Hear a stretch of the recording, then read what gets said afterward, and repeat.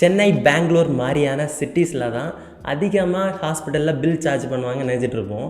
ஆனால் அப்படியெல்லாம் கிடையாதுங்க.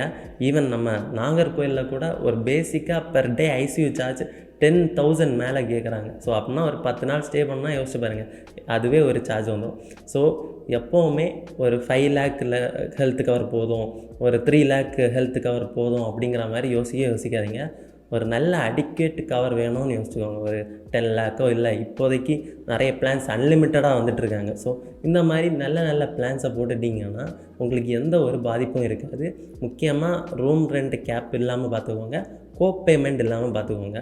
ஸோ இந்த எல்லாமே கவர் ஆகிற மாதிரி ஒரு பெஸ்ட் ஹெல்த் இன்சூரன்ஸ் எல்லா இண்டஸ்ட்ரியில் இருக்க எல்லாத்தோடையும் கம்பேர் பண்ணி பெஸ்ட்டாக பார்க்கணுன்னு நினச்சிங்கன்னா என்னை காண்டாக்ட் பண்ணுங்கள். எல்லா கம்பேரிசனோட பர்ஃபெக்ட் பிளான் உங்களுக்கு சஜஸ்ட் பண்ணுறேன். ஸோ கமெண்டில் ஹெல்த்னு கமெண்ட் பண்ணுங்கள். அந்த ரெஜிஸ்ட்ரேஷன் ஃபார்ம் உங்கள் டிஎம்முக்கு வந்துடும். ஸோ அதை கிளிக் பண்ணி ஃபார்ம் ஃபில் பண்ணிங்கன்னா டேரெக்டாக நம்ம காண்டாக்ட் பண்ணலாம்.